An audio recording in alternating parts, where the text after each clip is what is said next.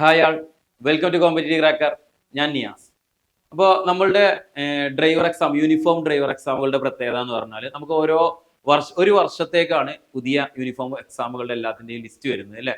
അപ്പോൾ നമ്മൾ ആ ഒരു വർഷത്തേക്കാണ് നമുക്ക് എല്ലാ വർഷവും യൂണിഫോം ഡ്രൈവർ എക്സാമുകൾ വിളിച്ചുകൊണ്ടേയിരിക്കുകയാണ്. ഇപ്പോൾ 2023 ശേഷം നോക്കുകയാണെങ്കിൽ ഓരോ വർഷത്തെയും ഫയർമാൻ ഡ്രൈവർ എന്നുള്ള പോസ്റ്റ് വിളിച്ചു, പോലീസ് ഡ്രൈവർ വിളിച്ചു. ഇനിയിപ്പോൾ 2025 പോലീസ് ഡ്രൈവർ മാത്രമാണ് വിളിക്കാനുള്ളത്. ബാക്കി ഇതാ ഫയർമാൻ ഡ്രൈവർ വീണ്ടും നോട്ടിഫിക്കേഷൻ വന്നിട്ടുണ്ട്.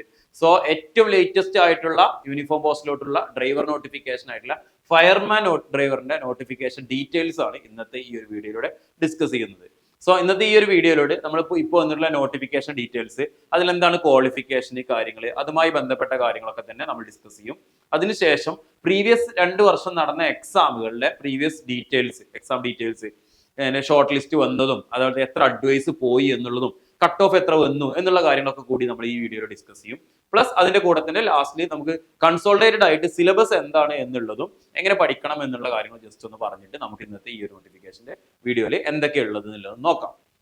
സോ കാറ്റഗറി നമ്പർ എന്ന് പറയുന്നത് 552/2025 ഡയറക്റ്റ് റിക്രൂട്ട്മെന്റ് ആണ് പറയുന്നത്. അപ്പോൾ ഗസറ്റ് ഡേറ്റ് 15/12/2025 ആയിരുന്നു. ഇപ്പോൾ അപ്ലൈ ചെയ്യാനുള്ള ടൈമാണ് ജനുവരി 14 വരെയാണ് നമുക്ക് എന്ത് ചെയ്യാനുള്ളത്, ഈ ആപ്ലിക്കേഷൻ കൊടുക്കാനുള്ള ടൈം എന്ന് പറയുന്നത്. ഇപ്പൊ ജനുവരി 14 ലാസ്റ്റിലോട്ട് നിങ്ങൾ ഒരിക്കലും വെക്കരുത്, അതിന് മുന്നേ തന്നെ നിങ്ങൾ എന്ത് ചെയ്യുക, അപ്ലൈ ചെയ്യുക. ഇതൊരു സ്റ്റേറ്റ് വൈഡ് നോട്ടിഫിക്കേഷൻ ആയതുകൊണ്ട് അല്ലെ, സ്റ്റേറ്റ് വൈഡ് നോട്ടിഫിക്കേഷൻ ആയതുകൊണ്ട് നമുക്ക് പെട്ടെന്ന് അപ്ലൈ ചെയ്യാം. സാധാരണ ഡിസ്ട്രിക്ട് വൈഡ് നോട്ടിഫിക്കേഷൻ ആണെന്നുണ്ടെങ്കിൽ എല്ലാവരും ഒന്ന് പഠിച്ചതിന് ശേഷം അപ്ലൈ ചെയ്യുള്ളൂ. ഏത് ഡിസ്ട്രിക്റ്റിൽ കൊടുക്കണം എന്നൊക്കെ എല്ലാവരും ഒന്ന് ചിന്തിക്കും അല്ലെ. അപ്പൊ അതിന് ഇത് സ്റ്റേറ്റ് വൈഡ് ആണ്, നമുക്ക് ഡയറക്റ്റ് ഈസി ആയിട്ട് അപ്ലൈ ചെയ്യാൻ പറ്റും. സോ കാറ്റഗറി നമ്പർ മറക്കണ്ട, 552/2025 പുതിയ കാറ്റഗറി നമ്പർ. ലാസ്റ്റ് ഡേറ്റ് എന്ന് പറയുന്നത് ജനുവരി 14 വരെയാണ് ഡേറ്റ് വരുന്നത്. ഡിപ്പാർട്ട്മെന്റ് വരുന്നത് ഫയർ ആൻഡ് റെസ്ക്യൂ സർവീസസിലോട്ടാണ്. നെയിം ഓഫ് ദി പോസ്റ്റ് വരുന്നത് fire and rescue officer driver trainee എന്ന് പറയുന്നത് അല്ലെ. അത് 2 പോസ്റ്റ് ആണ് ഫയർ ആൻഡ് റെസ്ക്യൂ സർവീസസിലോട്ട് സാധാരണയായിട്ട് ഇത് വിളിക്കുന്ന സമയത്തുള്ളൂ. ഒന്ന് fire and rescue officer trainee ആയിട്ടും 2 fire and rescue officer driver trainee ആയിട്ടും. നമ്മൾ ഇതിനെ ഷോർട്ടായിട്ട് ഫയർ ഡ്രൈവർ അല്ലെങ്കിൽ ഫയർമാൻ ഡ്രൈവർ എന്നുള്ള രീതിയിലാണ് നമ്മൾ ഷോർട്ടായിട്ട് പറയാറുള്ളത്. ശരിക്കും പോസ്റ്റിന്റെ പേര് fire and rescue officer driver trainee എന്നാണ് പോസ്റ്റിന്റെ പേര് വരുന്നത് അല്ലെ. സ്കെയിൽ ഓഫ് പേ നോക്കൂ, 27,900 മുതൽ 63,700 വരെയാണ് സ്കെയിൽ ഓഫ് പേ എന്ന് പറയുന്നത്. പിന്നെ ഇതിൽ എന്ന് പറയുന്നത് മെയിൽ കാൻഡിഡേറ്റ്സിന് മാത്രമുള്ളതാണ് ഈ ഒരു പോസ്റ്റ് എന്ന് പറയുന്നത്. ഫീമെയിൽ കാൻഡിഡേറ്റ്സിലെ woman and differentially abled candidates not eligible for apply this post. ഈ പോസ്റ്റിന് വുമൻസിനും അതേപോലെ ഡിഫറൻഷ്യബിൾ ആയിട്ടുള്ള കാൻഡിഡേറ്റ്സിനും ഈ ഒരു പോസ്റ്റ് പറ്റൂല എന്ന് പറയുന്നത്. വേക്കൻസീസ് കറക്റ്റ് ആയി കൊടുത്തിട്ടുള്ള ആന്റിസിപ്പേറ്റഡ് ആണ്. ആന്റിസിപ്പേറ്റഡ് വേക്കൻസി, പ്രതീക്ഷിത ഒഴിവുകൾ എന്നുള്ള രീതിയിലാണ് വരുന്നത്. കഴിഞ്ഞ തവണ അങ്ങനെ തന്നെ ആയിരുന്നു വന്നിരുന്നത്. നമുക്ക് നോക്കാം കഴിഞ്ഞ എത്ര അഡ്വൈസ് പോയിട്ടുണ്ട്, ഡീറ്റെയിൽസ് കാര്യങ്ങളൊക്കെ നോക്കാം. സോ മെത്തേഡ് ഓഫ് അപ്പോയിന്റ്മെന്റ് എന്ന് പറയുന്നത് ഡയറക്റ്റ് റിക്രൂട്ട്മെന്റ്. ഏജ് ലിമിറ്റ്, ഈ ഏജ് ലിമിറ്റിന്റെ കാര്യത്തിൽ പല ആളുകൾക്കും ഭയങ്കര സംശയം പ്രശ്നങ്ങളൊക്കെ ഉള്ളതാണ് അല്ലെ. അത് ഏജ് ലിമിറ്റ് എത്രയാണ് വരുന്നത്? 18 മുതൽ 26 വരെയാണ് നമ്മുടെ ഏജ് ലിമിറ്റ് എന്ന് പറയുന്നത്. 18 മുതൽ 26 വരെ ഏജ് ലിമിറ്റ്. അപ്പൊ 26 ജസ്റ്റ് നിൽക്കുന്ന ആളുകളുണ്ടാവും. അപ്പൊ എനിക്ക് അപ്ലൈ ചെയ്യാൻ പറ്റുമോ എന്നുള്ള ഡൗട്ട് വെച്ചിട്ട് നമുക്ക് കുറെ ആളുകൾ വിളിക്കാറുണ്ട്. സോ അവർക്ക് എന്ന് പറയുന്നത് ഇതിന് തൊട്ട് താഴെ തന്നെ കൊടുത്തിട്ടുണ്ട്. അതായത് 2/1/1999 മുതൽ 1/1/2007 ഈ ബോത്ത് ഡേറ്റ്സ് ആർ ഇൻക്ലൂഡഡ്. ഈ ഡേറ്റിന്റെ ഉള്ളിലാണ് നിങ്ങളുടെ ജനന തീയതി എങ്കിൽ നിങ്ങൾക്ക് അപ്ലൈ ചെയ്യാം. 2007-നും 99-നും ഇടയിലാണെങ്കിൽ നിങ്ങൾക്ക് അപ്ലൈ ചെയ്യാം. 18 മുതൽ 26 വരെയാണ് അതിന്റെ ഏജ് ലിമിറ്റ് വരുന്നത്. പിന്നെ സ്വാഭാവികമായിട്ടും നമുക്കൊരു ഏജ് റിലാക്സേഷന്റെ കാര്യങ്ങളുണ്ട്. SC/ST ആണെന്നുണ്ടെങ്കിൽ 5 വർഷം, OBC മുസ്ലിം കാൻഡിഡേറ്റ്സിനൊക്കെ എത്ര വരും? 3 വർഷം വരുന്നുണ്ട്. അപ്പൊ ആ കാൻഡിഡേറ്റ്സിനുള്ള ഏജ് റിലാക്സേഷൻ ഇതിലും അപ്ലിക്കബിൾ ആണ്. സോ 18 മുതൽ 26 വരെയാണ്. അതായത് ഒരു 3 വർഷം OBC-കാർക്കാണെങ്കിൽ 29 വരെ പറ്റും, 3 വർഷം കൂടും അല്ലെ. SC/ST-കാർക്കാണെന്നുണ്ടെങ്കിൽ എത്ര വരും? 31 വയസ്സ് വരെ പറ്റും. അതായത് 26-ഉം 5-ഉം 31 വയസ്സ് വരെ അവർക്കും പറ്റും. സോ അതാണ് ഇതിന്റെ ഒരു ഏജുമായി ബന്ധപ്പെട്ടിട്ട് പറയാറുള്ളത്. കാരണം പല ആളുകൾക്കും ഡൗട്ട് ഇല്ല ഒരു കാര്യമാണ് ഈ ഏജുമായി ബന്ധപ്പെട്ട കാര്യം എന്ന് പറയുന്നത്. Next qualification. ഇനി നമ്മൾ ഇങ്ങനെ ഒരു യൂണിഫോം പോസ്റ്റ്, ഫയർമാൻ ഡ്രൈവർ ആയിക്കോട്ടെ, പോലീസ് ഡ്രൈവർ ആയിക്കോട്ടെ, ഇതിനൊക്കെ ക്വാളിഫിക്കേഷൻ വളരെ ഇമ്പോർട്ടന്റ് ഉണ്ട്. ഇപ്പോൾ നമുക്ക് സാധാരണ നമുക്കൊരു എക്സാം എഴുതണമെങ്കിൽ, PSC എക്സാം എഴുതണമെങ്കിൽ ഒരു ക്വാളിഫിക്കേഷൻ പറയാം, ജസ്റ്റ് +2 കഴിഞ്ഞ് അല്ലെങ്കിൽ ഡിഗ്രി കംപ്ലീറ്റ് ആയ, 10th കംപ്ലീറ്റ് ആയെന്നാണ്. ഇതിന് നമുക്ക് ഒട്ടനവധി ക്വാളിഫിക്കേഷൻ ഉണ്ട്. എഡ്യൂക്കേഷൻ ക്വാളിഫിക്കേഷൻ ഉണ്ട്, ഫിസിക്കൽ ക്വാളിഫിക്കേഷൻ ഉണ്ട്, മെഡിക്കൽ ക്വാളിഫിക്കേഷൻ അല്ലെ. അങ്ങനെ കുറച്ചധികം ക്വാളിഫിക്കേഷൻസ് ഉണ്ട് എന്നുള്ളത് തന്നെ നമുക്ക് പറയാം.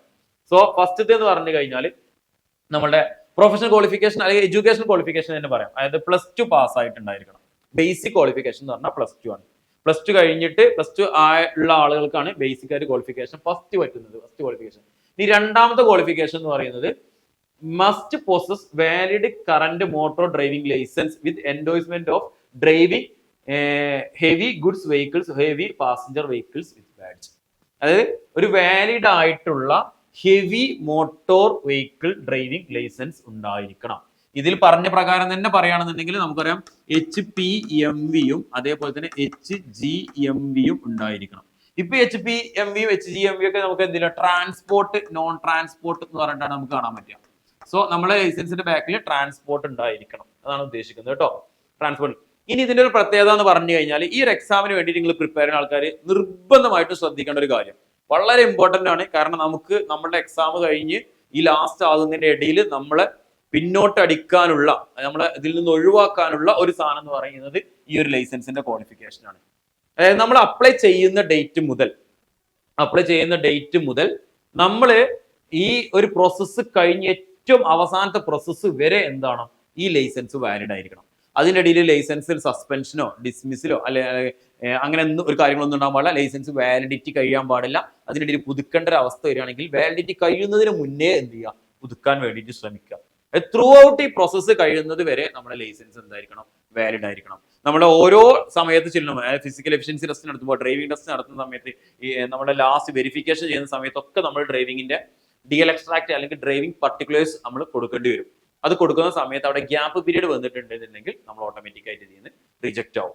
സോ അതാണ് പറയുന്നത് OMR test, practical test, physical efficiency test ഇതൊക്കെ നടക്കുന്ന സമയങ്ങളിൽ ഒക്കെ എന്താണ് നമ്മൾ ലൈസൻസ് വാലിഡ് ആയിരിക്കണം. ഇത് വളരെയധികം ശ്രദ്ധിക്കുക. പല ആളുകൾക്കും ഈ ഒരു ഇഷ്യൂസ് ഉണ്ടാകാറുണ്ട്, വാലിഡിറ്റി കഴിഞ്ഞിട്ടുണ്ടാവും, അത് നമ്മൾ ശ്രദ്ധിക്കൂല, നമ്മൾ അറിയാതെ നമ്മൾ എന്ത് ചെയ്യും, നമ്മുടെ ലൈസൻസ് എക്സ്പയർ ആയി പോകും. സോ നമ്മൾ അതിൽ നിന്ന് എടുത്തൊഴിവാക്കും. അതാണിത്. നെക്സ്റ്റ് അതാണ് നമ്മുടെ ഒരു ലൈസൻസ്. അപ്പൊ 2 ക്വാളിഫിക്കേഷൻ ആണ് പറഞ്ഞത്, ഒന്ന് +2 അതോടൊപ്പം തന്നെ ലൈസൻസിന്റെ ക്വാളിഫിക്കേഷൻ. നെക്സ്റ്റ് പറയാനുള്ളത് ഫിസിക്കൽ ക്വാളിഫിക്കേഷൻ ആണ്. അത് ഫിസിക്കൽ എഫിഷ്യൻസി അല്ല, ഫിസിക്കൽ മെഷർമെന്റ് നമുക്ക് ഉണ്ടായിരിക്കണം. എന്തെല്ലാം കാര്യങ്ങൾ ഫിസിക്കൽ മെഷർമെന്റ് ഉണ്ടായിരിക്കണം അല്ലെ? ഹൈറ്റ്, വെയിറ്റ്, ചെസ്റ്റ് എക്സ്പാൻഷൻ, 4 കാര്യങ്ങളാണ്. 165 സെന്റിമീറ്റർ മിനിമം ഹൈറ്റ് ഉണ്ടായിരിക്കണം. SC/ST-കാർക്ക് ഒരു 5 സെന്റിമീറ്റർ റിലാക്സേഷൻ ഉണ്ട്. ദെൻ വെയിറ്റ് എന്ന് പറയുന്നത് 50 കിലോഗ്രാം മിനിമം വെയിറ്റ് ഉണ്ടായിരിക്കണം. ചെസ്റ്റ് മിനിമം എക്സ്പാൻഡ് ചെയ്യാത്ത കണ്ടീഷനിൽ 81 മിനിമം ഉണ്ടായിരിക്കണം. അതിന്റെ മുകളിൽ 5 സെന്റിമീറ്റർ എക്സ്പാൻഷൻ നമുക്ക് കിട്ടണം. ഈ 81 എന്ന് പറഞ്ഞാൽ 81ന് പകരം ഇവിടെ ഒരാൾക്ക് 85 ആണെന്നുണ്ടെങ്കിൽ എക്സ്പാൻഷൻ +5 വെച്ചിട്ട് 90 ആകണം. എക്സ്പാൻഡ് ചെയ്ത് കാണിച്ചു കൊടുക്കുമ്പോൾ നമ്മളുടെ OMR എക്സാം ആണ് നമുക്ക് ഫസ്റ്റ് പ്രൊസീജിയർ എന്ന് പറയുന്നത്. OMR എക്സാം കഴിഞ്ഞ് പ്രാക്ടിക്കൽ എക്സാമിന്റെ മുന്നോടിയായിട്ട് നമുക്ക് എന്തുണ്ടാവും, പ്രാക്ടിക്കൽ ഫിസിക്കൽ എഫിഷ്യൻസി ടെസ്റ്റിലെ ഈ ഫിസിക്കൽ എഫിഷ്യൻസി ടെസ്റ്റ് ഉണ്ടാവും. ഫസ്റ്റ് ഫിസിക്കൽ എഫിഷ്യൻസി ടെസ്റ്റിന് മുന്നേ ഫിസിക്കൽ മെഷർമെന്റ് ഉണ്ടാവും. ഈ മെഷർമെന്റിൽ പാസ്സായ ആളുകളെ മാത്രമേ ഫിസിക്കൽ എഫിഷ്യൻസി ടെസ്റ്റിൽ പങ്കെടുപ്പിക്കുകയുള്ളൂ. ഇതില്ലാതെ ഒരിക്കലും ഫിസിക്കൽ എഫിഷ്യൻസി ടെസ്റ്റിൽ നമുക്ക് എന്ത് ചെയ്യാൻ പറ്റില്ല, അറ്റൻഡ് ചെയ്യാൻ പറ്റില്ല. അപ്പൊ ഇതിൽ നിന്ന് പാസ്സായിരിക്കണം. അത് മിനിമം ഇത്ര നമുക്ക് ഉണ്ടായിരിക്കണം ചെസ്റ്റ് ഇല്ലാത്ത ആൾക്കാർ. ഇതിപ്പോ ഹൈറ്റ് മാത്രം നമുക്ക് ജന്മന നമുക്ക് നോക്കാവുന്ന ഒരു കാര്യമാണ് അല്ലെ. 160 സെന്റിമീറ്റർ ഹൈറ്റ് ഉണ്ടെങ്കിൽ ആർക്ക് വേണമെങ്കിലും അപ്ലൈ ചെയ്യാം എന്നുള്ളതാണ്. വെയിറ്റ് നമുക്ക് ഗെയിൻ ചെയ്യിപ്പിക്കാൻ യാതൊരു ബുദ്ധിമുട്ടില്ല, നമുക്ക് വെയിറ്റ് ഗെയിൻ ആക്കാം കുറവുള്ള ആൾക്കാർ. പക്ഷെ മിനിമം ഒരു 50 കിലോഗ്രാം ഒക്കെ ഓൾമോസ്റ്റ് അല്ലെ ഈ ഒരു ഒരു ഏജിൽ വരുന്ന ഒരു 20, 21, 22 വയസ്സാകുന്ന ആളുകളൊക്കെ ഓൾമോസ്റ്റ് ഉണ്ടാവും. പിന്നെ ചെസ്റ്റ് പറ്റ കുറവാണെന്നുണ്ടെങ്കിൽ നമുക്ക് അത് ഏൺ ചെയ്യാൻ പറ്റുന്ന ഒരു കാര്യം തന്നെ ഉള്ളൂ. നല്ല രീതിയിൽ ഒരു ഫിസിക്കൽ ഇൻസ്ട്രക്ടറെ കണ്ടു കഴിഞ്ഞാൽ ജസ്റ്റ് നമുക്ക് കിട്ടാനുള്ള കാര്യങ്ങളും കാര്യങ്ങളൊക്കെ നമുക്ക് ചെയ്യാവുന്നതേ ഉള്ളൂ. അപ്പോൾ പ്രോബ്ലം അല്ല. ഈ ഒരു ഇതിന് മാത്രമേ നമുക്കൊരു വരുള്ളൂ, ഹൈറ്റ് വരുള്ളൂ അല്ലെ. വിത്തൗട്ട് ഫുഡ് വെയർ എന്ന് പറയുന്നത് ചെരുപ്പൊന്നും ഇടാതെ കേട്ടോ നമ്മൾ ചെക്ക് ചെയ്യേണ്ടത്. ചെക്ക് ചെയ്യുന്ന സമയത്തോ നെക്സ്റ്റ് എന്ന് പറഞ്ഞാൽ വിഷൻ സ്റ്റാൻഡേർഡ് ആണ് പെർഫെക്റ്റ്. അതായത് കണ്ണിന്റെ സ്റ്റാൻഡേർഡ്, ഡിസ്റ്റന്റ് വിഷന്, നിയർ വിഷന്, അതേപോലെ തന്നെ ഫീൽഡ് ഓഫ് വിഷൻ എന്ന് പറയുന്നത് 6/6 ഉണ്ടായിരിക്കണം, 0.5 ആയിരിക്കണം. അത് കറക്റ്റ് ആയിട്ട് പറയുന്നുണ്ട്. ഇതെന്ന് പറഞ്ഞു കഴിഞ്ഞാൽ അവരുടെ ഒരു മെഡിക്കൽ ടെസ്റ്റ് അല്ല. നമ്മളൊരു ഫിസിക്കൽ എഫിഷ്യൻസി ടെസ്റ്റിന് അല്ലെങ്കിൽ ഇതിന് പോകുന്ന സമയത്ത് ഒരു അസിസ്റ്റന്റ് സർജനിൽ civil surgeon assistant civil surgeon grade 2 അതിൽ താഴെ ഉള്ള അതിന് മുകളിലുള്ള ആളായിരുന്നു മിനിമം ആ ഒരു ഇതിലുള്ള ഒരു ഡോക്ടർ സർട്ടിഫൈ ചെയ്തിട്ടുള്ള മെഡിക്കൽ സർട്ടിഫിക്കറ്റ് ആണ് നമ്മൾ കൊണ്ടുപോകേണ്ടത്. അതൊക്കെ അതിന്റെ കൂടെ എന്താ പറയുക, നമ്മൾ കണ്ണൊക്കെ ചെക്ക് ചെയ്തിട്ട് തന്നെയാണ് ചെയ്യേണ്ടത്. നമുക്ക് രണ്ടാമത്തെ ഒരു കേസാണ്. Next physical efficiency test. നമ്മൾ ഫിസിക്കൽ മെഷർമെന്റ് ടെസ്റ്റ് കഴിഞ്ഞാൽ നമ്മൾ അടുത്ത് കൂടുന്നത് ഫിസിക്കൽ എഫിഷ്യൻസി ടെസ്റ്റ് ആണ്. അതായത് 8 കാര്യങ്ങളുണ്ട്. 8 5 പാസ്സാകണം. 8 5 പാസ്സാകണം. 8 5 പാസ്സാകണം എന്ന് പറഞ്ഞു കഴിഞ്ഞാൽ 5 കാര്യങ്ങൾ ഏതൊക്കെയാ? 100 metre run 14 second, high jump 132 centimetre, അതേ long jump 457 centimetre, shot put 609 centimetre, അതായത് 6.10 മീറ്റർ എന്നാണ് ഉദ്ദേശിക്കുന്നത്. 6.9 മീറ്റർ സംതിങ് ഉണ്ട്. Then throwing cricket ball 6000 something 6000 ഇതാണ് വരുന്നത്, സെന്റിമീറ്റർ ആണ് വരുന്നത്. പിന്നെ റോപ്പ് ക്ലൈംബിങ്, അതേപോലെ തന്നെ പുള്ളപ്പ്, അതേപോലെ 1500 മീറ്റർ. ഇതിൽ 8 എണ്ണത്തിൽ ഏതെങ്കിലും 5 എണ്ണം പാസ്സായാൽ കഴിഞ്ഞാൽ മാത്രമേ അടുത്ത സെറ്റ് ഓഫ് ഇതിലേക്ക് നമ്മുടെ ഡ്രൈവിംഗ് ടെസ്റ്റിലോട്ട് പോകുള്ളൂ. അപ്പൊ സെക്കൻഡ് പറഞ്ഞാൽ ഫിസിക്കൽ എഫിഷ്യൻസി ടെസ്റ്റ് ആണ്. നെക്സ്റ്റ് നമുക്ക് നോക്കാനുള്ളത് പ്രീവിയസ് അഡ്വൈസ് ഡീറ്റെയിൽസ് ആണ്. പ്രീവിയസ് അഡ്വൈസ് ഡീറ്റെയിൽസ് എന്ന് പറയുമ്പോൾ കഴിഞ്ഞ വർഷങ്ങളിൽ നടന്നിട്ടുള്ള എക്സാമിന്റെ അഡ്വൈസിന്റെ ഡീറ്റെയിൽസ് ആണ് നോക്കാൻ പോകുന്നത്. ഇപ്പൊ 2 തവണയാണ് നമുക്ക് ഈ സിലബസ് മാറിയതിനു ശേഷം നമുക്ക് എക്സാം നടന്നത്. 2023 നടന്നു, അതേപോലെ തന്നെ 2024 നടന്നു. 2 തവണയാണ് നടന്നത്. അപ്പൊ 2 തവണ നടന്നിട്ടുള്ള എക്സാമിന്റെ ഡീറ്റെയിൽസും കാര്യങ്ങളൊക്കെയാണ് നമ്മൾ നോക്കുന്നത്. സോ 187/2023 എന്നുള്ള കാറ്റഗറിയിലാണ് എന്ത് നടന്നത്, എക്സാം നടന്നത്. 187/2023 എന്നുള്ള കാറ്റഗറിയിലാണ് എക്സാം അവിടെ നടന്നത്, അറിയാലോ. ദെൻ എക്സാം നടന്ന ഡേറ്റ് എന്ന് പറഞ്ഞാൽ 18/1/2024. 2023 എൻഡിൽ എക്സാം വിളിച്ചു. 2024 ജനുവരി 18 തീയതിയാണ് എക്സാം നടന്നത്. ദെൻ ഷോർട്ട് ലിസ്റ്റ് വരുന്നത് 2024 6 മാസം 25 തീയതി, ജൂൺ 25 അല്ലെ. ഏകദേശം ഒരു 5 മാസത്തെ ഗ്യാപ്പ്, അല്ലെങ്കിൽ 5 to 6 മാസത്തെ ഗ്യാപ്പിലാണ് അവിടെ നമുക്കൊന്ന്. കട്ട് ഓഫ് വന്നത് 56.67 മാർക്ക്. 56.67 മാർക്കായിരുന്നു കട്ട് ഓഫ് വന്നത്. 56.67 മാർക്ക് എന്ന് പറയുന്നത് നമ്മൾ ഇനി സിലബസിന്റെ കാര്യം പറയുമ്പോൾ നമ്മൾ ഒന്നുകൂടി ഡീറ്റെയിൽ ആയിട്ട് തന്നെ പറയും കേട്ടോ. 56.67 എങ്ങനെയാ വന്നു എന്നുള്ളത്, എത്രയാണ് അവിടെ ഒരു കട്ട് ഓഫ് വരേണ്ടതെന്നൊക്കെ. തന്നെ ഈ ഒരു കട്ട് ഓഫ് വന്ന സമയത്ത് നമ്മൾ ഷോർട്ട് ലിസ്റ്റ് വന്നല്ലോ. ഈ ഷോർട്ട് ലിസ്റ്റ് വന്ന സമയത്ത് അതിന്റെ മെയിൻ ലിസ്റ്റിൽ ഉണ്ടായിരുന്ന ആളുകളുടെ എണ്ണം എന്ന് പറഞ്ഞാൽ 357 പേരാണ്. 357 പേരെയാണ് ഷോർട്ട് ലിസ്റ്റിലെ മെയിൻ ലിസ്റ്റിൽ ഉൾപ്പെടുത്തിയത്. ഷോർട്ട് ലിസ്റ്റിൽ തന്നെ മെയിൻ ലിസ്റ്റും സപ്ലിമെന്ററി ലിസ്റ്റും ഉണ്ടാവുമല്ലോ, അതിൽ ഉൾപ്പെടുത്തിയത്. അതിനുശേഷം നമുക്കറിയാം ഷോർട്ട് ലിസ്റ്റ് വന്നതിന് ശേഷം രണ്ടാമതൊരു ഫിസിക്കൽ എഫിഷ്യൻസി ടെസ്റ്റ് ഉണ്ട്. ദെൻ ഫിസിക്കൽ മെഷർമെന്റ് ടെസ്റ്റ് ഉണ്ട്, എഫിഷ്യൻസി ടെസ്റ്റ് ഉണ്ട്, ദെൻ ഡ്രൈവിംഗ് ടെസ്റ്റ് ഉണ്ട്. ഇതെല്ലാം കഴിഞ്ഞിട്ട് റാങ്ക് ലിസ്റ്റ് വന്ന സമയത്ത് 136 പേരാണ് ഉണ്ടായത്. 136 പേര്. 2025 ഏപ്രിലാണ് എന്ത് വന്നത്, റാങ്ക് ലിസ്റ്റ് വന്നത്. ഈ 2023 2025 ഏപ്രിലാണ് റാങ്ക് ലിസ്റ്റ് വന്നത്. 136 പേരാണ് ഉള്ളത്. ഇനി ജസ്റ്റ് നമുക്ക് ഏറ്റവും ഇതിന്റെ ഒരു വാല്യൂ മനസ്സിലാക്കാൻ വേണ്ടി നമുക്ക് ഏറ്റവും കൂടുതൽ ശ്രദ്ധിക്കേണ്ട ഒരു കാര്യം എന്ന് പറഞ്ഞാൽ ഇതിൽ അഡ്വൈസ് ഒന്ന് നോക്കിയാൽ മതി. റാങ്ക് ലിസ്റ്റ് കഴിഞ്ഞിട്ടില്ല, ഇനിയും 4 മാസം റാങ്ക് ലിസ്റ്റ് ഉണ്ട്. 136 ആള് മെയിൻ ലിസ്റ്റില് 102 പേർക്കും അഡ്വൈസ് പോയിട്ടുണ്ട്.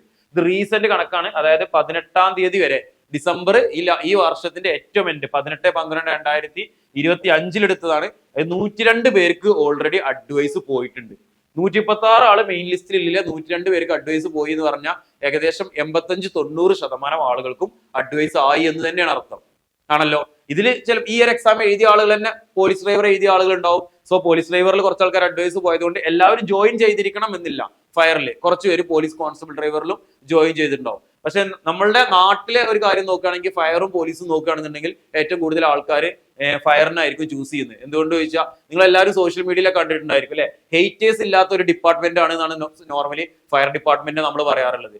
കാരണം പോലീസൊക്കെ ആണെന്നുണ്ടെങ്കിൽ അധികം ആളുകൾക്കൊന്നും ഇഷ്ടമുണ്ടായിരിക്കില്ല. പക്ഷെ ഫയർമാൻ അല്ലെങ്കിൽ ആ ഫയർ ആൻഡ് റെസ്ക്യൂ സർവീസസ് എന്ന് പറഞ്ഞാൽ നമ്മൾ എപ്പോഴും ഒരു ആപത്തിൽ പെടുമ്പോൾ നമ്മളെ രക്ഷിക്കാൻ വരുന്ന ഒരു ടീം എന്നുള്ള രീതിയിൽ അല്ലെ നമ്മൾ കാണുന്നത് കൊണ്ട് എപ്പോഴും എല്ലാവരും പറയാറെന്താ, ഹെയ്റ്റേഴ്സ് ഇല്ലാത്ത ഒരു ഡിപ്പാർട്ട്മെന്റ് ആണെന്ന് പറയുന്നത്. സോ ഏറ്റവും കൂടുതൽ ആളുകൾ ചൂസ് ചെയ്യുന്നതും ഈ ഡിപ്പാർട്ട്മെന്റ് തന്നെ ആയിരിക്കും. അതുകൊണ്ട് 136-ൽ 102 പേര് അഡ്വൈസ് പോയി എന്ന് പറഞ്ഞാൽ അത്യാവശ്യം ആ റാങ്ക് ലിസ്റ്റ് ഓൾമോസ്റ്റ് എടുത്തിട്ടുണ്ട് എന്ന് തന്നെ നമുക്ക് മനസ്സിലാക്കാൻ പറ്റും.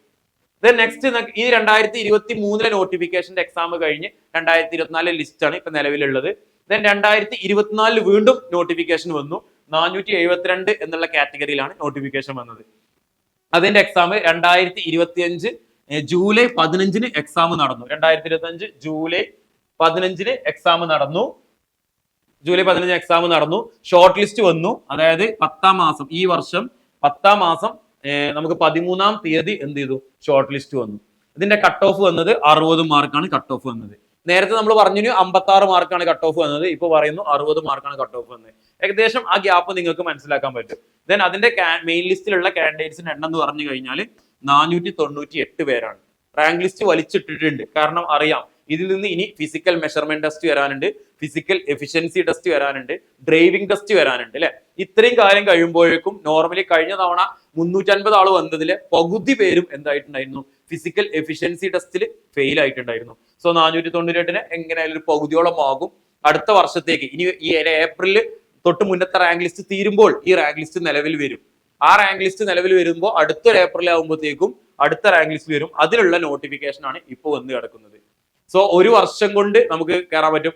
നിങ്ങൾ ജസ്റ്റ് നോക്കിയാൽ മനസ്സിലാക്കാൻ പറ്റും. ഒരു വർഷമായിട്ടില്ല, ഏകദേശം 6 മുതൽ 8 മാസം ആകുമ്പോഴേക്കും ആ റാങ്ക് ലിസ്റ്റിൽ ഉൾപ്പെട്ടിട്ടുള്ള ആളുകളെ 80% ആളുകളെ വിളിച്ചു എന്ന് പറഞ്ഞിട്ടുണ്ടെങ്കിൽ, അതെന്ന് പറഞ്ഞു കഴിഞ്ഞാൽ ആ റാങ്ക് ലിസ്റ്റ് അത്രയും ആളുകളെ ഇപ്പോൾ സർവീസിലോട്ട് എടുക്കുന്നുണ്ട് എന്നതിന് തുല്യം തന്നെയാണ്.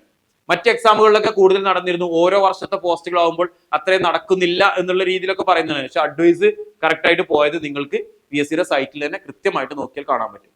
ഇനി നമുക്ക് അടുത്തത് പറയേണ്ടത് എന്ന് വെച്ചാൽ ഇതിന്റെ സിലബസ് എങ്ങനെയാണെന്നുള്ളതാണ്. നമ്മൾ എല്ലാ ഡ്രൈവർ എക്സാമിന്റെയും സിലബസ് എക്സ്പ്ലെയിൻ ചെയ്യുന്ന സമയത്ത് പറയുന്ന കാര്യങ്ങൾ തന്നെയാണ്. നമുക്ക് ഇതിനെ ഒരു 30-10-10-20-30 എന്നുള്ള രീതിയിൽ നമുക്ക് തരംതിരിക്കാൻ പറ്റും. അപ്പൊ ആദ്യത്തെ 30 മാർക്ക് എന്ന് പറയുന്നത് നമ്മുടെ ജനറൽ ആയിട്ടുള്ള കാര്യങ്ങളാണ്. ജനറൽ നോളജുമായി ബന്ധപ്പെട്ടുള്ള പൊതുവിജ്ഞാനവുമായി ബന്ധപ്പെട്ടാണ് 30 മാർക്ക് വരുന്നത്. ദെൻ 10 മാർക്ക് വരുന്നത് കറന്റ് അഫയേഴ്സ് ആണ്. അതോടൊപ്പം തന്നെ 10 മാർക്ക് വരുന്നത് സിമ്പിൾ മാത്സും മെന്റൽ എബിലിറ്റിയും ആണ്.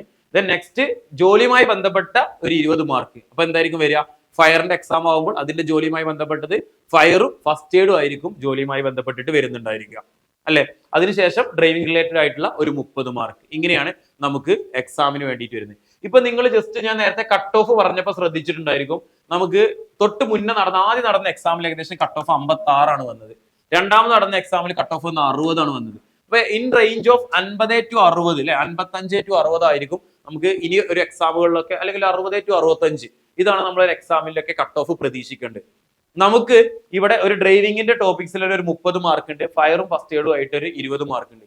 ഈസി ആയിട്ട് ഇതിൽ നിന്ന് 50 മാർക്കിന്റെ അടുത്ത് തന്നെ നമുക്ക് എന്ത് ചെയ്യാൻ പറ്റും? ഇതിൽ നിന്ന് മേടിക്കാൻ പറ്റും. പിന്നെ ബാക്കി വരുന്ന 50 മാർക്കിൽ നിന്ന് ഒരു 10 മാർക്ക് മേടിച്ചാൽ തന്നെ നമുക്ക് റാങ്ക് ലിസ്റ്റിൽ ഉൾപ്പെടാൻ പറ്റും. പിന്നീട് വരുന്ന ഫിസിക്കൽ എഫിഷ്യൻസി ടെസ്റ്റും ഫിസിക്കൽ മെഷർമെന്റ് നമുക്ക് അപ്ലൈ ചെയ്യുമ്പോൾ തന്നെ നമുക്ക് ശ്രദ്ധിക്കാൻ പറ്റും നമുക്ക് ഉണ്ടോ എന്നുള്ളത്. ഫിസിക്കൽ എഫിഷ്യൻസി ടെസ്റ്റ് കൂടി നിങ്ങൾ എന്ത് ചെയ്യുക, ഈ എക്സാം സീരിയസ് ആയിട്ട് കാണുന്ന ആളുകൾ, നമ്മൾ ജോലി കിട്ടണമെന്ന് ആഗ്രഹിച്ച് അത്യാവശ്യം നല്ല രീതിയിൽ പ്രിപ്പയർ ചെയ്യുന്ന ആളുകൾ ഒന്നും കൂടി ആ ഫിസിക്കൽ എഫിഷ്യൻസി ടെസ്റ്റിന് വേണ്ടിയിട്ട് പ്രിപ്പയർ ചെയ്ത് തുടങ്ങുക. ചെറിയ രീതിയിൽ പ്രിപ്പയർ ചെയ്ത് തുടങ്ങി കഴിഞ്ഞാൽ നമുക്ക് ആ സമയത്ത് ബുദ്ധിമുട്ടില്ലാതെ ഫിസിക്കൽ എഫിഷ്യൻസി ടെസ്റ്റ് പാസ്സാവാൻ പറ്റും. അപ്പൊ അങ്ങനെ പാസ്സായിട്ട് നിങ്ങൾ എന്ത് ചെയ്യുക, ഈ ഒരു റാങ്ക് ലിസ്റ്റിൽ ഏറ്റവും ഉയരത്തിൽ വരാൻ പറ്റുന്ന രീതിയിൽ നിങ്ങൾ ഉയരത്തിൽ വരാൻ വേണ്ടി ശ്രമിക്കുക. എങ്കിൽ നമുക്ക് ഫസ്റ്റ് അഡ്വൈസ് പോകുന്ന സമയത്ത് തന്നെ നമുക്ക് ജോലി കിട്ടും. തൊട്ട് മുന്നേ ഇപ്പൊ ഞാൻ 100ഓളം അഡ്വൈസ് പോയി എന്ന് പറഞ്ഞ ലിസ്റ്റില് നിങ്ങൾ ശ്രദ്ധിച്ചിട്ടുണ്ടോ എന്നറിയില്ല, അതിന് തൊട്ട് മുന്നേ ഒരു 4 മാസം ആയപ്പോഴത്തേക്കും 80ഓളം അഡ്വൈസ് ഫസ്റ്റ് സ്റ്റേജിൽ തന്നെ പോയിട്ടുണ്ടായിരുന്നു, ആദ്യ സെറ്റിൽ തന്നെ.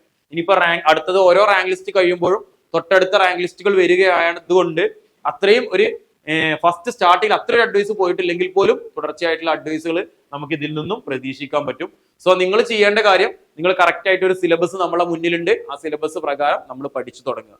ഇപ്പൊ നമ്മുടെ CC കഴിഞ്ഞ 2 വർഷമായിട്ട് എല്ലാ ഫയർമാൻ ഡ്രൈവർ എക്സാമുകൾക്ക് വേണ്ടിയിട്ടും നമ്മുടെ സ്പെഷ്യൽ ടോപ്പിക്സോട് കൂടിയിട്ട് നമ്മൾ എന്ത് ചെയ്തിട്ടുണ്ട്, പുതിയ നല്ല ബാച്ചുകൾ നമ്മൾ റൺ ചെയ്തിട്ടുണ്ട്. സോ നിങ്ങൾക്കും ബാച്ചിൽ ജോയിൻ ചെയ്യാം. നമ്മുടെ ബാച്ചിൽ ഈ ഒരു സിലബസിനെ മൊത്തം ബേസ് ചെയ്തിട്ടുള്ള ഫുള്ളി റെക്കോർഡഡ് ക്ലാസ്സസ് ഉണ്ടായിരിക്കും. നിങ്ങൾക്ക് എക്സ്ട്രാ ലൈവ് കണ്ടന്റ്സ് ഉണ്ടായിരിക്കും, previous year question papers, MCQ discussion കാര്യങ്ങൾ, അങ്ങനെ എല്ലാ കാര്യങ്ങളും നിങ്ങളുടെ ആപ്പിൽ അവൈലബിൾ ആയിരിക്കും. അപ്പൊ കോഴ്സിന്റെ ഡീറ്റെയിൽസും കാര്യങ്ങളും അറിയാൻ വേണ്ടിയിട്ട് നിങ്ങൾക്ക് ബോർഡിൽ കാണുന്ന നമ്പറിൽ കോൺടാക്ട് ചെയ്യാവുന്നതാണ്.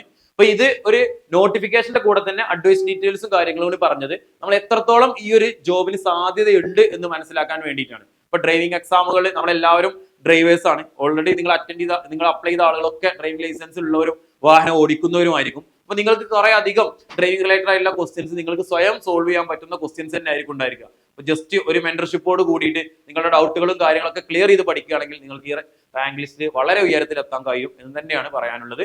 സോ നിങ്ങൾക്ക് വീഡിയോ ഇഷ്ടമായി എന്ന് വിചാരിക്കുന്നു. നിങ്ങൾ ചാനൽ ആദ്യമായിട്ടാണ് കാണുന്നതെന്നുണ്ടെങ്കിൽ ചാനൽ സബ്സ്ക്രൈബ് ചെയ്യുക. വീഡിയോ ഇഷ്ടമായാൽ ലൈക്ക് ചെയ്യുക. ഡ്രൈവർ എക്സാമുകൾ എഴുതുന്ന നിങ്ങളുടെ സുഹൃത്തുക്കളിലേക്കും ഷെയർ ചെയ്തെത്തിക്കുക. ഇതേപോലുള്ള മറ്റൊരു വീഡിയോ ആയിട്ട് നമുക്ക് വീണ്ടും കാണാം. Okay, thank you.